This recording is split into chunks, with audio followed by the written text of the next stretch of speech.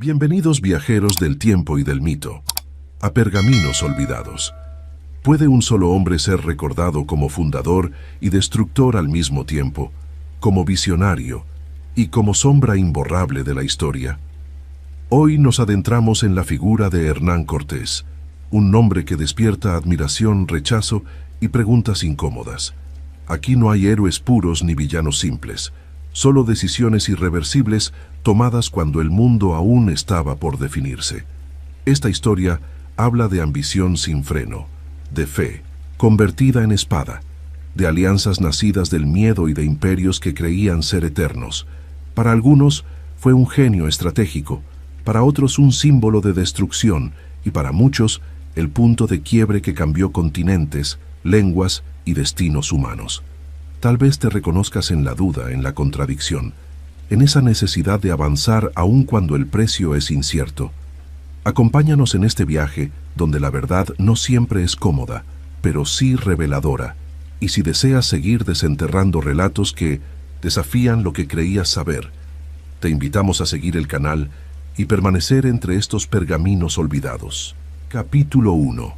Orígenes en tierra castellana.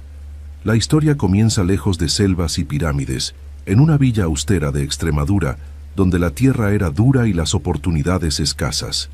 En Medellín, una pequeña localidad castellana, nacer significaba aprender pronto el valor del esfuerzo y también la frustración de los límites sociales. El linaje no garantizaba fortuna y la nobleza menor vivía más de recuerdos que de poder real. En ese entorno se forjó una mirada inquieta, siempre dirigida más allá del horizonte inmediato. Desde temprano, la sensación de que el mundo era demasiado pequeño empezó a tomar forma silenciosa. La infancia estuvo marcada por contrastes constantes entre aspiraciones elevadas y una realidad modesta. No hubo una educación privilegiada, pero sí un contacto temprano con historias de guerras pasadas, reconquistas y héroes fronterizos.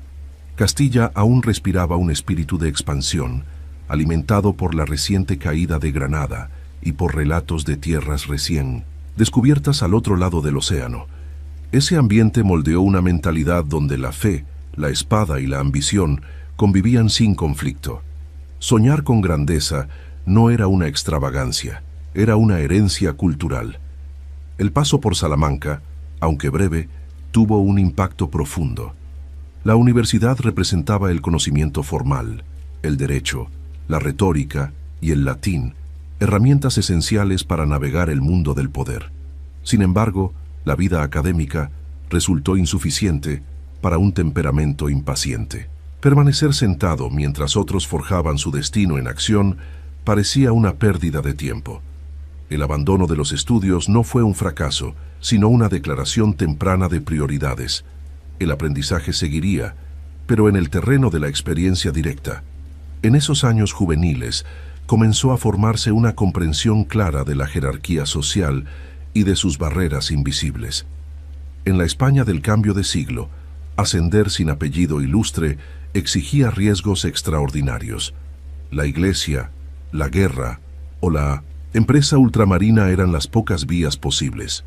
La última comenzaba a brillar con fuerza, gracias a los relatos que llegaban desde las Antillas. Oro, cargos, encomiendas y reconocimiento parecían al alcance de quienes se atrevieran a cruzar el mar. La personalidad que emergía no era la de un aventurero impulsivo sin cálculo. Existía una capacidad temprana para observar, escuchar y aprender de otros. Cada conversación con soldados veteranos o marineros alimentaba una comprensión práctica del mundo. La ambición se combinaba con paciencia estratégica. No se trataba solo de partir, sino de saber cuándo y cómo hacerlo. La religiosidad del entorno también dejó una huella profunda. La fe no se vivía como una experiencia íntima, sino como una estructura que organizaba la realidad. Dios intervenía en la historia, legitimaba conquistas y castigaba dudas. Crecer bajo esa cosmovisión implicaba interpretar el éxito como señal divina y el fracaso como prueba.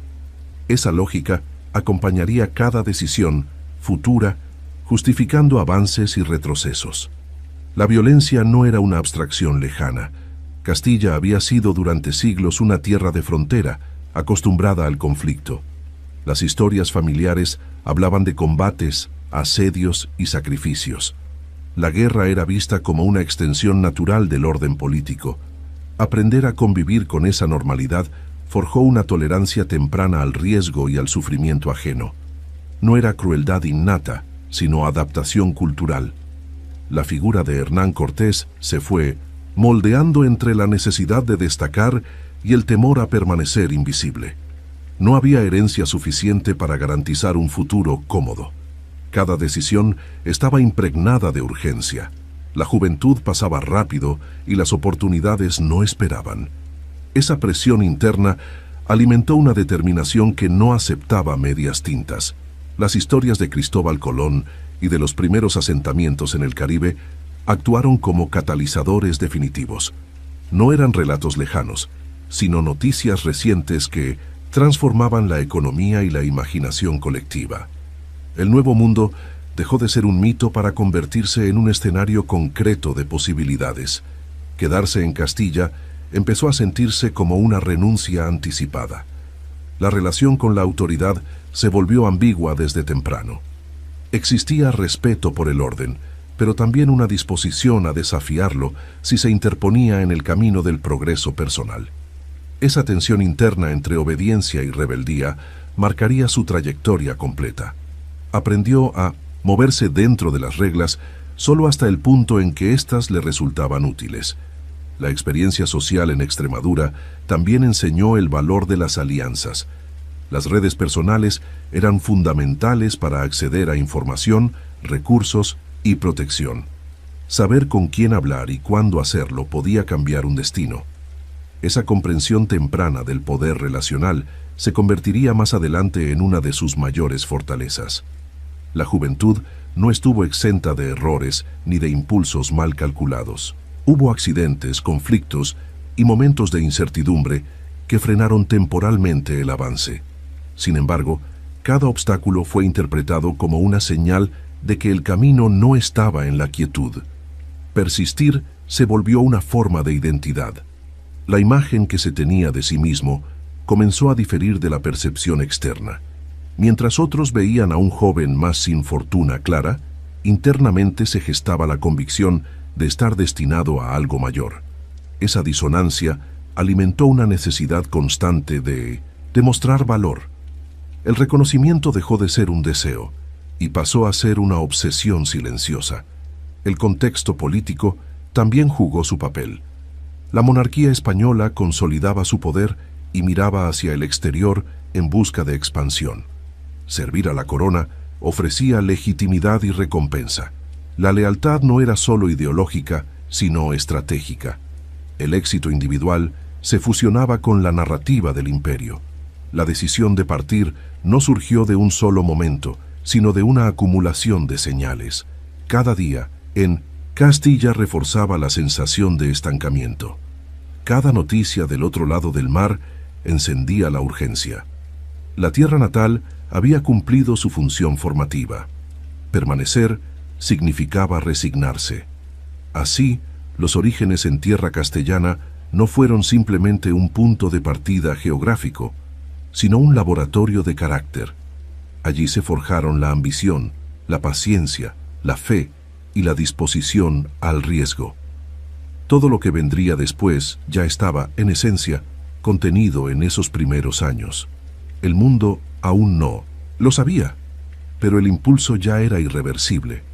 En ese silencio previo al viaje, cuando nada estaba decidido pero todo parecía inevitable, se consolidó una certeza íntima. El destino no sería heredado, sería tomado, y para lograrlo, habría que cruzar límites que otros no se atrevían siquiera a mirar. Capítulo 2. El salto hacia lo desconocido. El momento de dejar atrás Castilla no estuvo acompañado de ceremonias ni despedidas solemnes. Fue una partida silenciosa, casi práctica, como si el peso de la decisión exigiera discreción. Cruzar el océano no era solo un viaje físico, era una ruptura mental con todo lo conocido. La seguridad de la tierra firme quedaba atrás para dar paso a la incertidumbre absoluta. En ese gesto inicial ya se manifestaba una disposición clara a apostar todo por una sola oportunidad. El primer contacto con el mundo ultramarino se produjo en las Antillas, donde la realidad distaba mucho de las promesas exageradas que circulaban en la península. Las islas mostraban riqueza, sí, pero también conflictos, enfermedades y tensiones constantes entre colonos y autoridades. Allí se aprendía rápido que el nuevo mundo no premiaba la ingenuidad.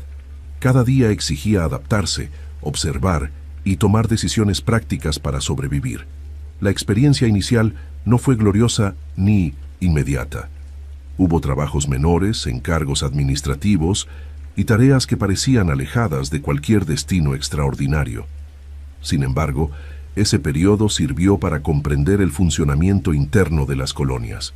Se aprendió cómo se repartía el poder, quién tomaba realmente las decisiones y cómo se manipulaban las normas desde dentro.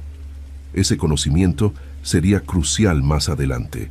La convivencia con otros españoles reveló un ambiente de rivalidades constantes. Cada recién llegado traía ambiciones similares y los recursos eran limitados. La competencia por cargos, tierras y reconocimiento generaba conflictos silenciosos. En ese entorno, destacar requería algo más que valentía. Hacía falta inteligencia política y una capacidad constante de leer las intenciones ajenas. El paso por la Española permitió observar de cerca el impacto de la colonización sobre las poblaciones indígenas. Las encomiendas, el trabajo forzado y la imposición cultural eran prácticas normalizadas. Lejos de generar sorpresa, formaban parte de un sistema aceptado y legitimado por la corona. Comprender esa lógica permitió moverse dentro de ella sin cuestionarla abiertamente. Con el tiempo, surgieron oportunidades de ascenso administrativo.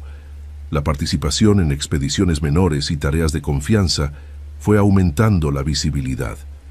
Cada éxito, por pequeño que fuera, reforzaba una reputación de eficacia. No se trataba de gestas heroicas, sino de cumplir objetivos concretos en un entorno hostil. La fiabilidad comenzó a convertirse en capital político. El traslado a Cuba marcó un punto de inflexión decisivo. Bajo el gobierno de Diego Velázquez, la isla se organizaba como una base estratégica para futuras exploraciones. Allí el orden colonial estaba mejor definido y las ambiciones se proyectaban hacia territorios aún desconocidos. El ambiente era de expectativa constante. Algo grande parecía estar por suceder. En Cuba se consolidaron habilidades de gobierno local. El ejercicio de cargos como alcalde permitió practicar el control de hombres, recursos y decisiones legales. No era un poder absoluto, pero sí suficiente para experimentar la autoridad. Cada decisión reforzaba la comprensión de cómo mantener el orden y cómo imponerlo cuando era necesario. La administración se volvió una extensión natural de la ambición. Las noticias provenientes del continente despertaron un interés inmediato. Se hablaba de grandes ciudades, mercados abundantes y estructuras políticas complejas. Aquello no encajaba con la imagen de islas dispersas y poblaciones fragmentadas. El continente prometía algo distinto, algo mayor. La imaginación empezó a trabajar en silencio, construyendo escenarios de conquista y dominio. La relación con Diego Velázquez comenzó siendo funcional y pragmática. Existía una alianza basada en intereses comunes. El gobernador necesitaba hombres capaces y leales. A cambio, ofrecía respaldo y oportunidades. Sin embargo, esa relación contenía tensiones latentes. Ambos compartían ambición, y eso rara vez convive sin fricciones. La preparación de nuevas expediciones se convirtió en un proceso cargado de intrigas. Conseguir hombres, barcos y suministros implicaba negociaciones constantes. Nada se otorgaba sin condiciones. Cada acuerdo tenía un costo implícito. En ese contexto, la confianza era frágil y fácilmente reversible.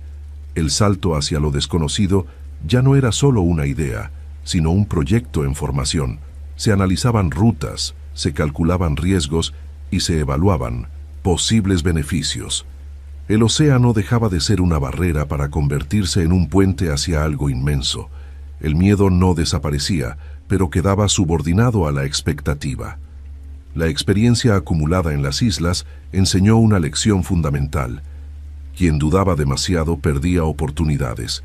El tiempo favorecía a los decididos. Esa comprensión alimentó una urgencia estratégica. No bastaba con estar preparado, había que adelantarse a los demás. La observación de fracasos ajenos también fue instructiva. Muchas expediciones regresaban arruinadas o no regresaban en absoluto. Esos relatos no desalentaban, sino que afinaban el cálculo. El peligro no era un argumento en contra, era una variable más a considerar. Evitarlo por completo era imposible. El entorno colonial funcionaba como una escuela brutal. Cada error se pagaba caro. Cada acierto generaba envidias. Aprender a navegar ese equilibrio era tan importante como cualquier habilidad militar. El poder se construía tanto en el campo como en los despachos. Así, el salto hacia lo desconocido dejó de ser una metáfora. Se transformó en una decisión concreta, sostenida por experiencia y ambición. El continente esperaba, indiferente a las intenciones humanas. Lo que estaba por venir no tendría marcha atrás. Cuando finalmente se dio el paso definitivo, ya no quedaba espacio para la nostalgia. La vida anterior había cumplido su función. Todo lo aprendido en el Caribe se concentraba ahora en una sola dirección. El viaje no prometía retorno, solo transformación. Capítulo 3. Ruptura, desobediencia y destino. La preparación de la expedición hacia el continente no fue un proceso transparente ni pacífico. Aunque contaba con una autorización inicial, las tensiones con la autoridad en Cuba comenzaron a intensificarse a medida que el proyecto tomaba forma. El gobernador empezó a sospechar que aquella empresa podía escapar a su control. Las dudas no eran infundadas. El liderazgo emergente, la lealtad de los hombres y la rapidez con que se organizaban los recursos alteraban el equilibrio de poder. En ese ambiente la confianza se volvió frágil y fácilmente reversible. Las órdenes de cancelación llegaron cuando todo estaba casi listo. No fueron ambiguas ni negociables. Se exigía detener la partida y disolver la empresa antes de que abandonara el puerto. Aceptarlas significaba volver atrás, perder prestigio y quedar relegado a un papel secundario en la historia colonial. Desobedecer implicaba un desafío directo a la autoridad establecida, con consecuencias legales severas. En ese instante, el futuro quedó reducido a una elección radical. La decisión de continuar no fue impulsiva, sino calculada. Se evaluaron los riesgos jurídicos y las posibles recompensas políticas. Partir sin autorización podía convertirse en traición o en acto fundacional, dependiendo del resultado. La historia colonial estaba llena de ejemplos donde el éxito legitimaba la desobediencia. Apostar por ese precedente fue un acto de audacia extrema. No había garantías, solo convicción. El momento de zarpar selló la ruptura definitiva. Una vez en el mar, no existía posibilidad real de rectificar. Cada milla recorrida alejaba la expedición de cualquier protección institucional. El liderazgo debía sostenerse únicamente en la lealtad de los hombres y en la promesa implícita de botín y reconocimiento. La autoridad ya no provenía de un cargo, sino de la capacidad de mantener cohesionada a la tropa. Durante la travesía, el ambiente estuvo marcado por una mezcla de expectativa y temor. Algunos eran conscientes de la ilegalidad de la empresa y dudaban en silencio. Otros veían en la desobediencia una oportunidad única de ascenso social. Mantener el orden requería disciplina y persuasión constante. Cada duda debía ser sofocada antes de convertirse en motín. El desembarco en las costas del actual México intensificó las tensiones internas. El territorio era desconocido y las primeras noticias hablaban de pueblos organizados y poderosos. En ese contexto, la fragilidad de la empresa se hacía evidente. Cualquier división interna podía resultar fatal. El liderazgo se afirmó mediante decisiones firmes y gestos simbólicos que transmitían control. La fundación de una nueva villa fue una maniobra política clave. Al establecer un cabildo leal, se creó una autoridad alternativa que reconocía directamente a la corona. Este acto transformó una expedición irregular en una empresa con apariencia legal. La ruptura con el gobernador de Cuba se formalizaba, pero al mismo tiempo se construía una nueva legitimidad. La ley era reinterpretada desde el terreno. Ese movimiento redefinió las relaciones de poder. Ya no se actuaba en nombre de un superior local, sino bajo la supuesta voluntad directa del rey. La desobediencia inicial se encubría bajo una narrativa de lealtad superior. Este uso estratégico del marco legal mostró una comprensión profunda de las estructuras imperiales. La norma no se rompía, se redirigía. Las reacciones no tardaron en aparecer.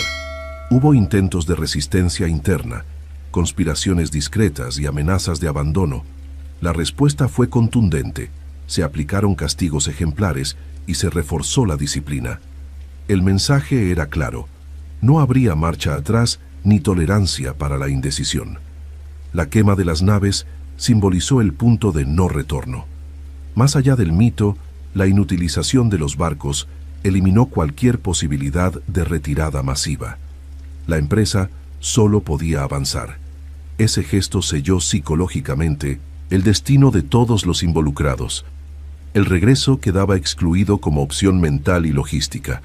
A partir de ese momento, la desobediencia dejó de ser un acto aislado y se convirtió en una forma de gobierno. Cada decisión se tomaba con plena conciencia de su carácter irreversible. La autoridad se ejercía desde la necesidad, no desde el permiso. La supervivencia dependía de avanzar y consolidar posiciones. La relación con la corona se transformó en una apuesta a largo plazo. El reconocimiento oficial solo llegaría si los resultados eran extraordinarios. El fracaso implicaría juicio y castigo. Esta tensión constante entre éxito y condena marcó cada paso posterior. No había espacio para la mediocridad. En el plano personal, la ruptura también fue interna. Se abandonó cualquier expectativa de retorno a una vida convencional. El pasado quedó atrás junto con las naves. La identidad se redefinió en función del liderazgo y del riesgo. Ser obediente ya no era una virtud. La expedición comenzó a funcionar como una entidad autónoma. Las decisiones se tomaban en función del terreno y de la información disponible. La distancia con las autoridades caribeñas se volvió irrelevante.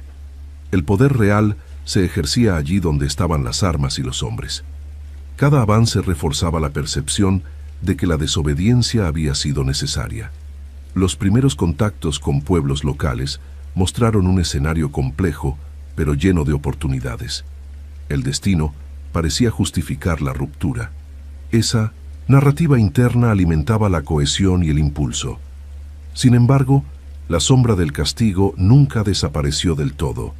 Cada éxito debía ser suficiente para eclipsar la ilegalidad inicial.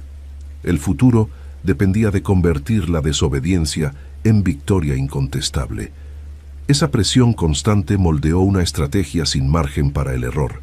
Así, la ruptura con la autoridad no fue un accidente ni una anécdota, sino el acto fundacional de toda la empresa. A partir de ese momento, el destino quedó atado a la capacidad de imponerse sobre la realidad. No había retorno posible, solo avance o caída definitiva. Capítulo 4.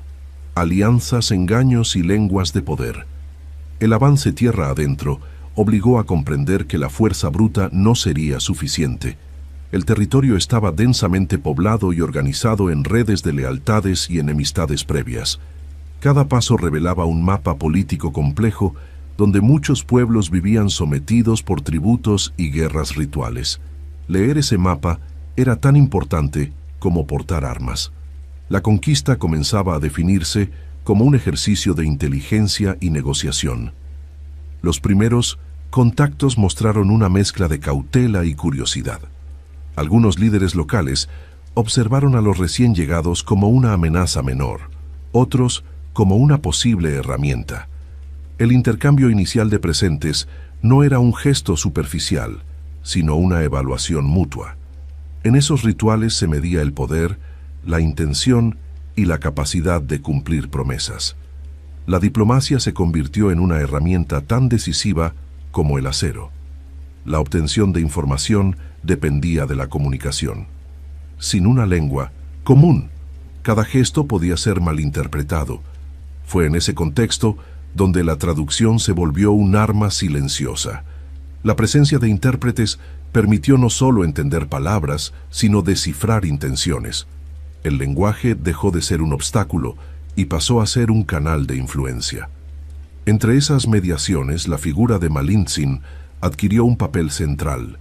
No fue solo una traductora, sino una intermediaria cultural capaz de explicar mundos opuestos. Su conocimiento de las costumbres, jerarquías y temores locales permitió anticipar reacciones. A través de ella, se construyeron mensajes calibrados para provocar alianzas o sembrar dudas. El poder de la palabra comenzó a inclinar la balanza.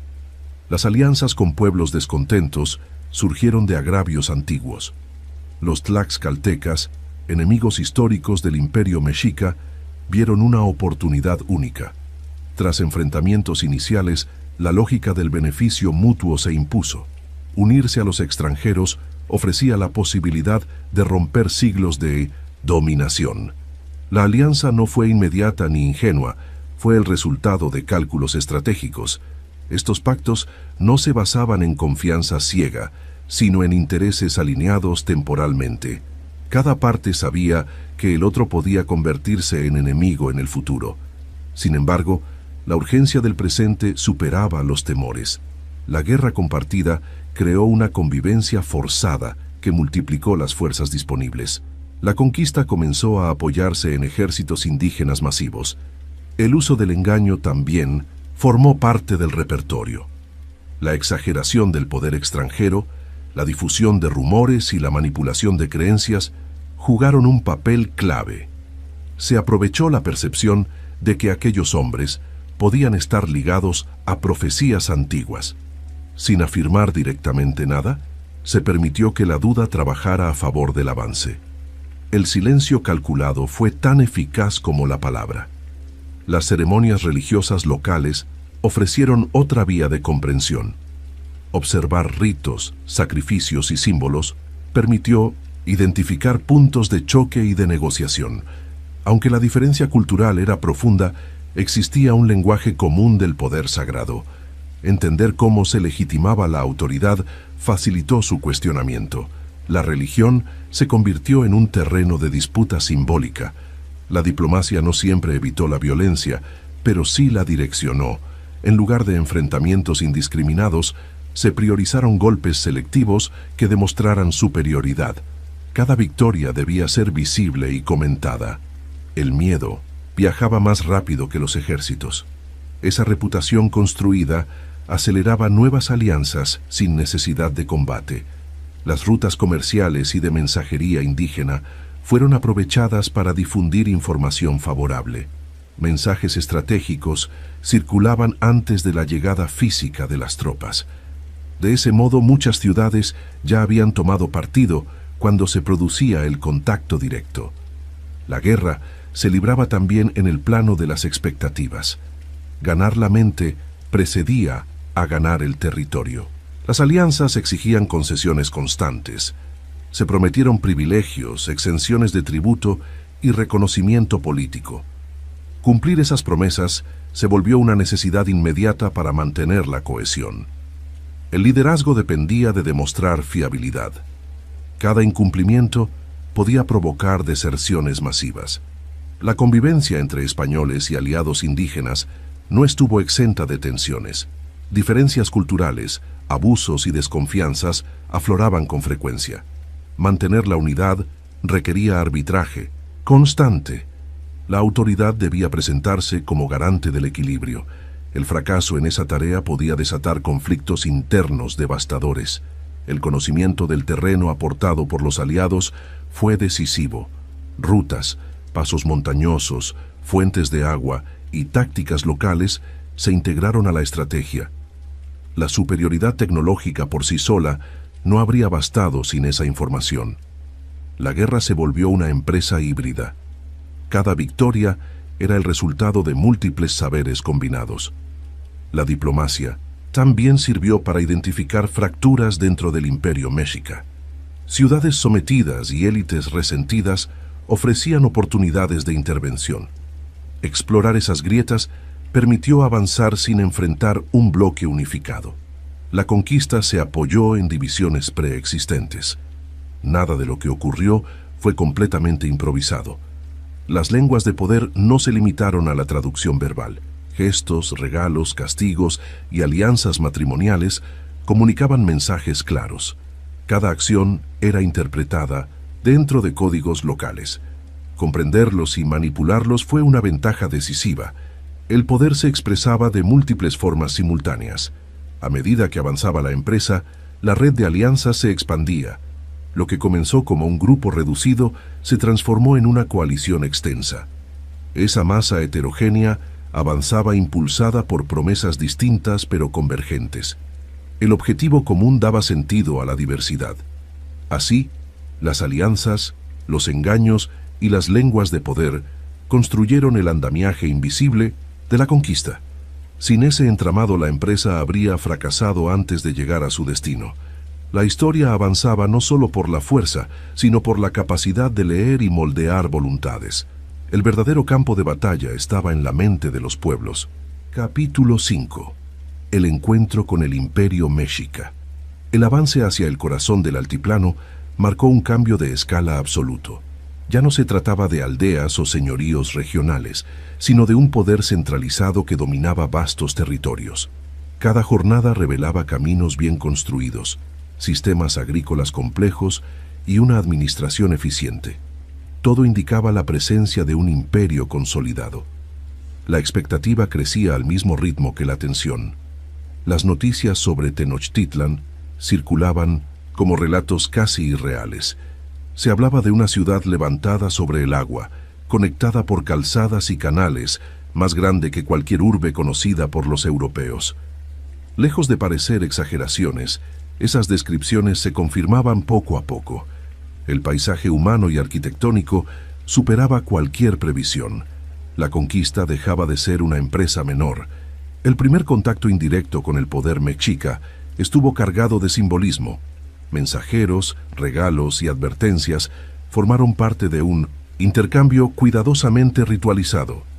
Cada objeto entregado tenía un significado político. Oro, plumas y tejidos no eran simples obsequios, sino mensajes codificados de jerarquía y control. Aceptarlos implicaba reconocer una relación. La figura de Moctezuma II se proyectaba como un eje omnipresente. Aunque aún no se producía el encuentro directo, su autoridad se sentía en cada gesto. Las decisiones locales parecían subordinadas a su voluntad. Esa centralización despertaba tanto respeto como inquietud. Enfrentar a un imperio unificado exigía una estrategia distinta a todo lo anterior. La entrada en el Valle de México reveló una densidad poblacional impresionante.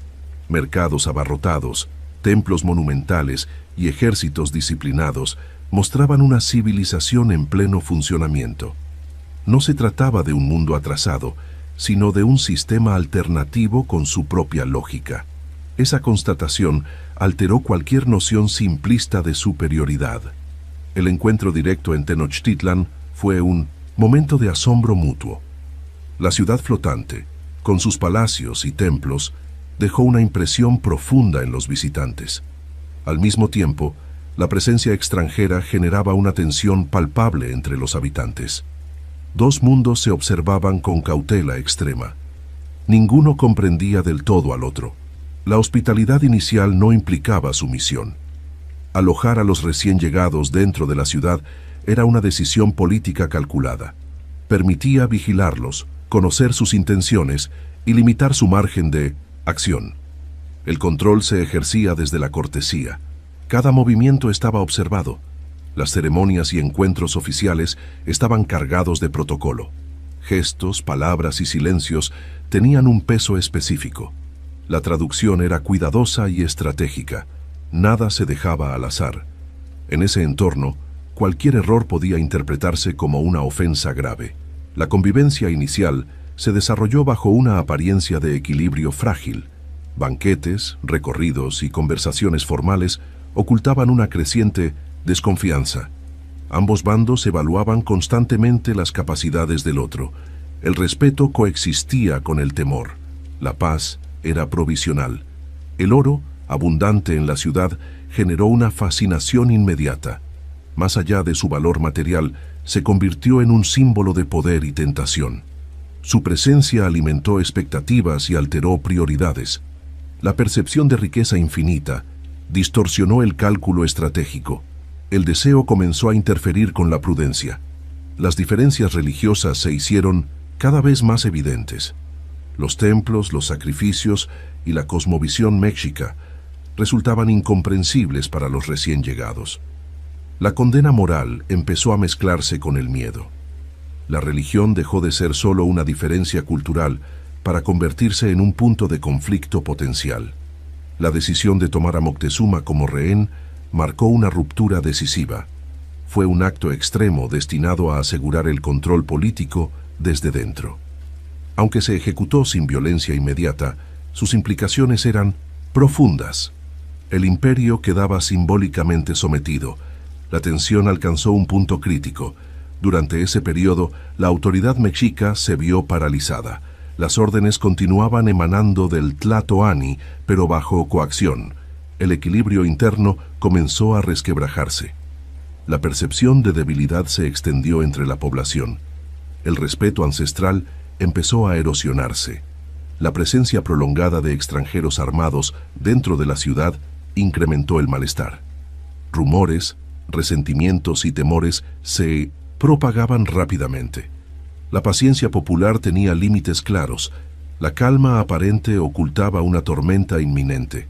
El control era cada vez más difícil de sostener. Los errores de cálculo se acumularon. Subestimar la reacción colectiva resultó fatal. La violencia estalló tras episodios de represión y profanación percibida. La ciudad, antes ordenada, se transformó en un escenario de caos. El huésped pasó a ser enemigo. El intento de mantener el dominio desde el interior fracasó.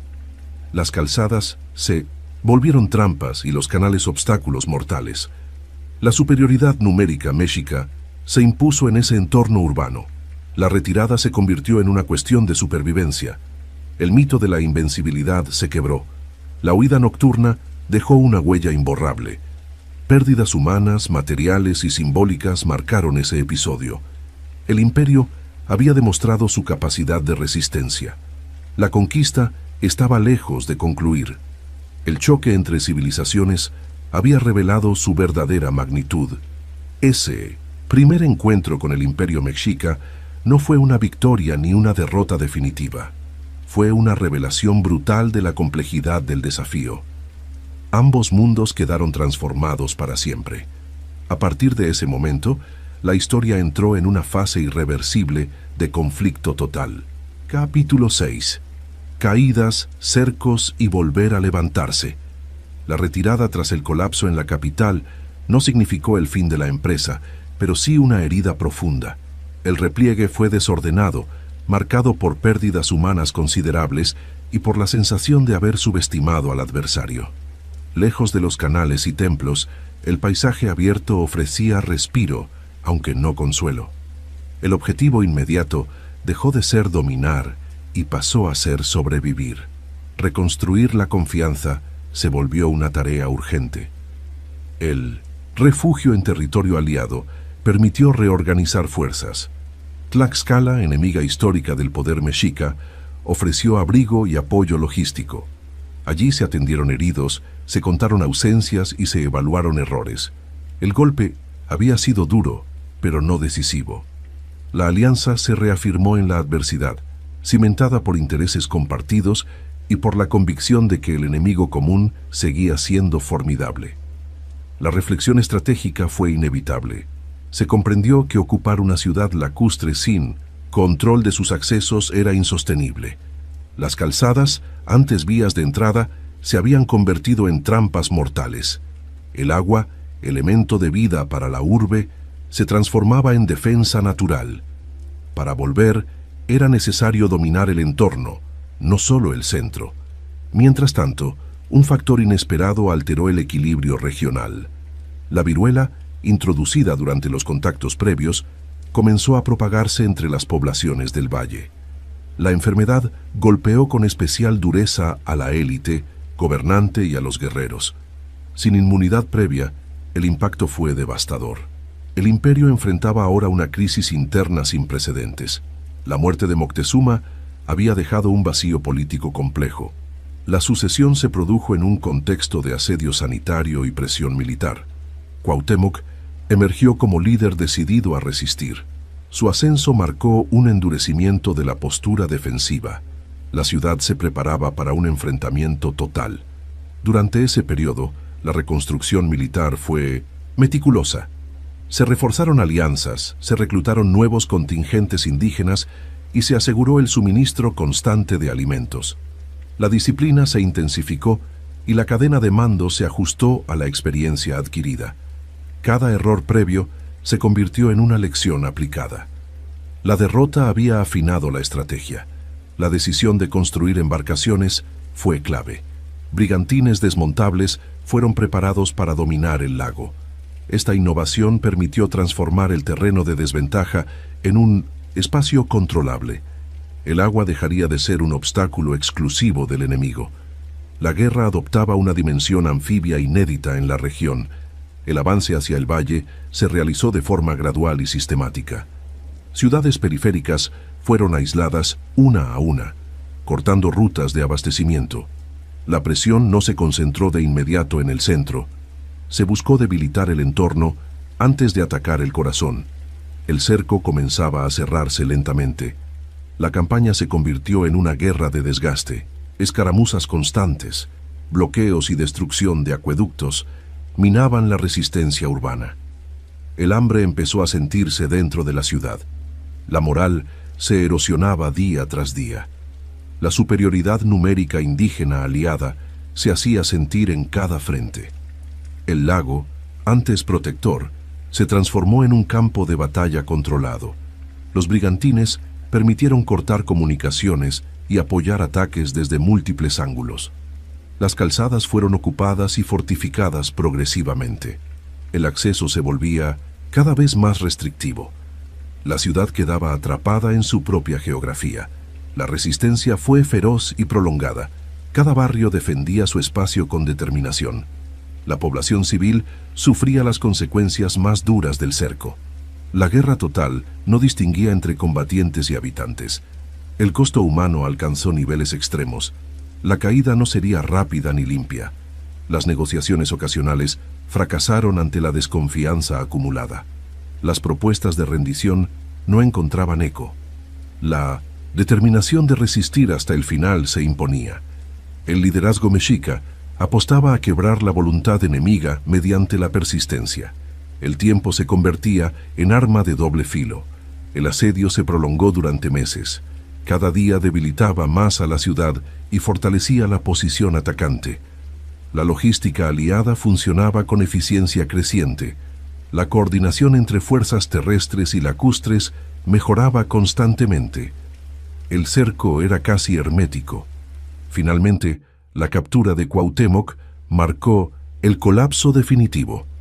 Intentar huir por el lago fue el último recurso de un liderazgo acorralado. Su apresamiento simbolizó el fin de la resistencia organizada. La ciudad, exhausta y devastada, ya no podía sostener la lucha. El imperio había sido doblegado. La entrada final en Tenochtitlan mostró una urbe irreconocible, canales obstruidos, templos dañados y barrios enteros arrasados reflejaban la magnitud del conflicto. La victoria no tuvo apariencia gloriosa. Fue amarga y silenciosa. El precio pagado era evidente en cada rincón. El control del territorio no significó estabilidad inmediata. La destrucción había dejado un vacío administrativo y social profundo. Reconstruir implicaba decisiones difíciles y nuevas tensiones. El dominio se consolidaba sobre ruinas. La fase militar concluía, pero comenzaba otra lucha distinta. Volver a levantarse no fue un acto instantáneo, sino un proceso doloroso. La caída había enseñado límites y revelado fortalezas. La estrategia, refinada por el fracaso, había triunfado. La historia avanzaba hacia una nueva etapa, marcada por la victoria y por las consecuencias inevitables de la guerra total. Capítulo 7. Victoria, gloria y conflictos internos. La caída definitiva de Tenochtitlan abrió una etapa completamente distinta. El enemigo militar había sido vencido, pero el territorio conquistado estaba lejos de ser estable. Sobre las ruinas de la antigua capital, comenzó a levantarse un nuevo orden político, social y urbano. La victoria no trajo descanso inmediato, sino una avalancha de responsabilidades. Gobernar resultó más complejo que conquistar. La fundación de la Ciudad de México sobre los restos de la urbe mexica fue un acto cargado de simbolismo. No se trataba solo de reconstruir, sino de reemplazar. Iglesias ocuparon el espacio de los templos y las instituciones castellanas se impusieron sobre las estructuras previas. La transformación del paisaje reflejaba un cambio profundo e irreversible. El pasado era enterrado mientras el nuevo poder se afirmaba. El reparto de tierras y encomiendas generó tensiones inmediatas. Muchos aliados indígenas esperaban recompensas proporcionales a su participación. Sin embargo, las concesiones favorecieron en gran medida a los conquistadores europeos. Esa distribución desigual sembró resentimientos tempranos. La alianza que había permitido la victoria comenzaba a resquebrajarse.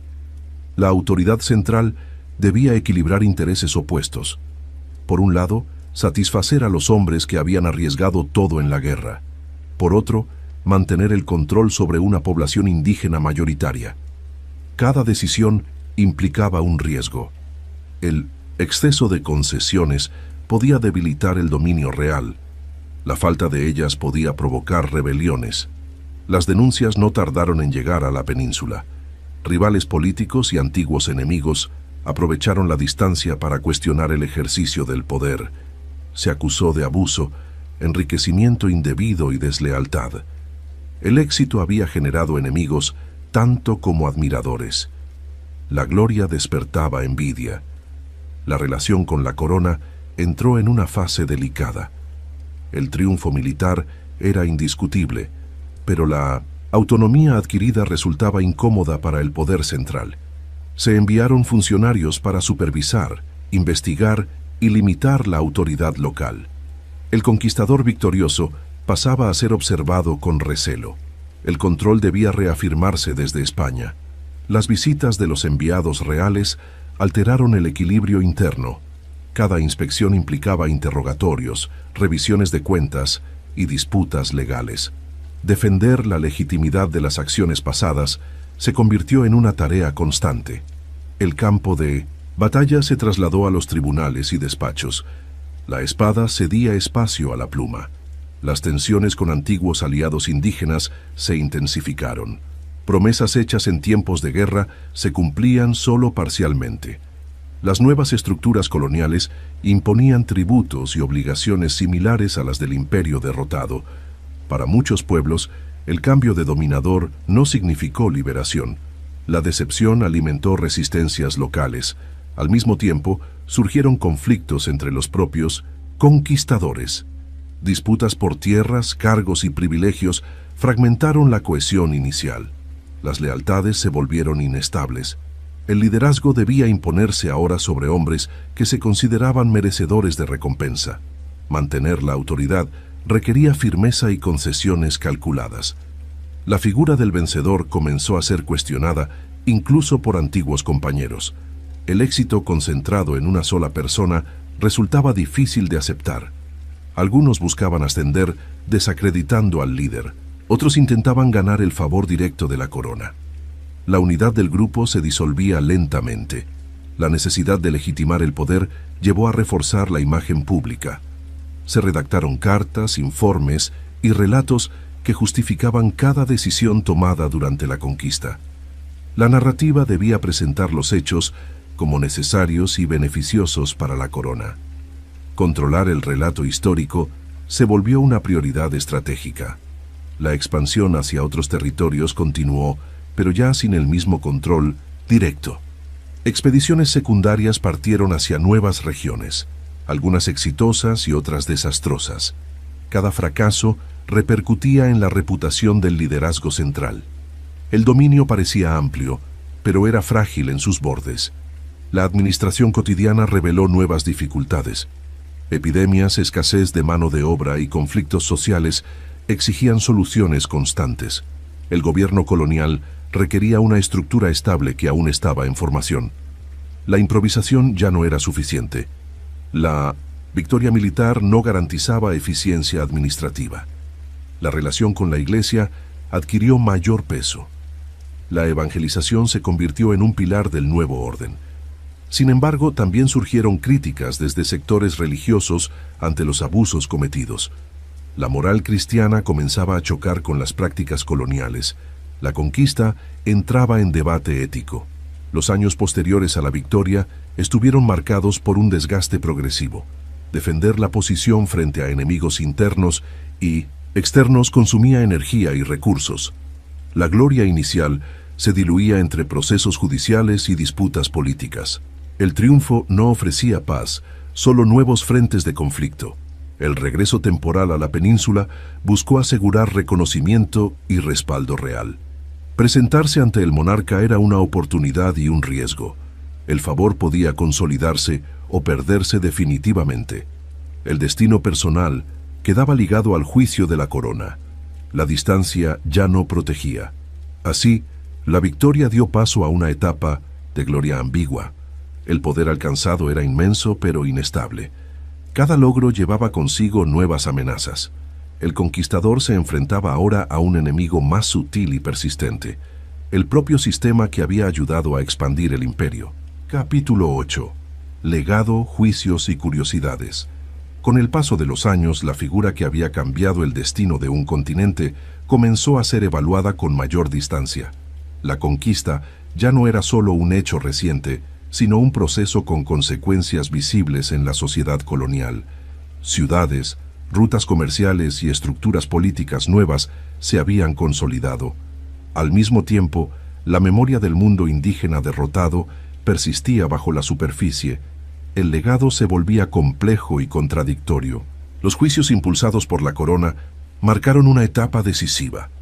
Las investigaciones buscaban determinar abusos de poder, enriquecimiento indebido y desobediencia a las leyes reales. Aunque no se dictó una condena absoluta, el resultado fue una pérdida progresiva de influencia. El vencedor del imperio más poderoso de Mesoamérica terminaba bajo sospecha administrativa. La gloria militar no garantizaba inmunidad política. El cargo de gobernador fue limitado y finalmente reemplazado por instituciones más controladas desde España. La creación del virreinato redujo la autonomía de los conquistadores iniciales. El poder se burocratizó y se volvió menos personal. El sistema que había permitido la expansión ahora exigía obediencia absoluta. El ciclo parecía cerrarse. En lo personal, los últimos años estuvieron marcados por viajes, litigios y una búsqueda constante de reconocimiento. Regresar a la península no significó un triunfo pleno, sino una lucha por preservar prestigio. La corte era un escenario distinto, donde las hazañas militares competían con intrigas políticas. El favor real era inestable y cambiante. La muerte llegó lejos del centro del poder que había ayudado a crear. Sin ceremonias grandiosas ni honores excepcionales, el final contrastó con la magnitud de la obra realizada. El silencio rodeó ese momento, como si la historia aún no supiera cómo juzgarlo. El impacto de su vida ya no dependía de su presencia. Había pasado a manos de la memoria colectiva. Legado material fue inmenso. La Ciudad de México se consolidó como eje del dominio español en América. Rutas comerciales conectaron continentes y culturas de forma irreversible. Nuevas instituciones, lenguas y religiones se impusieron sobre un mundo previo. El mapa político del hemisferio occidental quedó transformado para siempre. Sin embargo, ese legado también implicó destrucción masiva. La caída demográfica indígena, acelerada por enfermedades y explotación, alteró de manera irreversible la composición social. Culturas enteras perdieron autonomía, saberes y estructuras tradicionales. La conquista no fue solo un cambio de gobierno, sino un colapso civilizatorio. Ese costo humano sigue siendo objeto de debate. Los cronistas contemporáneos ofrecieron visiones contrastantes. Algunos exaltaron la empresa como una gesta heroica al servicio de la fe y la corona. Otros denunciaron abusos y excesos con creciente claridad. Estas narrativas enfrentadas moldearon la imagen posterior del conquistador. La verdad histórica quedó fragmentada entre elogio y condena. Con el tiempo, la figura se convirtió en símbolo. Para unos, representó la audacia, la inteligencia estratégica y la capacidad de cambiar el curso de la historia. Para otros, encarnó la violencia colonial y la imposición cultural. Ambas lecturas coexistieron y se reforzaron mutuamente. El personaje dejó de pertenecer solo a su época. Las cartas escritas durante la conquista jugaron un papel clave en la construcción de su imagen. En ellas se justificaban acciones, se explicaban decisiones y se solicitaba reconocimiento. Estos documentos no eran simples relatos, sino herramientas políticas. A través de la escritura se intentó fijar una versión favorable de los hechos. La historia también se libró en el papel. Entre las curiosidades menos conocidas, destaca su interés por la exploración del Pacífico. Más allá de México, impulsó expediciones hacia el oeste, buscando nuevas rutas y territorios. Aunque estos proyectos tuvieron resultados limitados, muestran una ambición que no se agotó con la conquista principal. El horizonte siempre parecía insuficiente. También resulta llamativa la relación ambigua con la nobleza española. A pesar de sus logros, nunca fue plenamente aceptado en los círculos más altos. El origen modesto y la independencia demostrada generaban desconfianza. El sistema premiaba el éxito, pero temía a quienes lo alcanzaban fuera de los canales tradicionales. La figura de Hernán Cortés terminó siendo utilizada como referencia en debates posteriores sobre colonización. Filósofos, historiadores y políticos recurrieron a su ejemplo para justificar o criticar la expansión europea. Su vida se convirtió en argumento. El individuo trascendió su biografía para transformarse en concepto.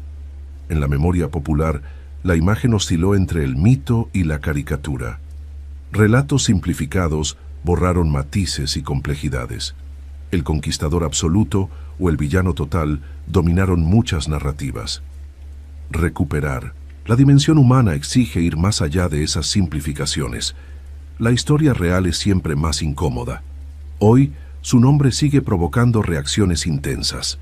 Monumentos, libros y debates públicos reflejan una herida histórica aún abierta. La conquista de México no pertenece solo al pasado, sino al presente de identidades y memorias enfrentadas. Comprender ese proceso implica aceptar sus contradicciones. No hay respuestas simples.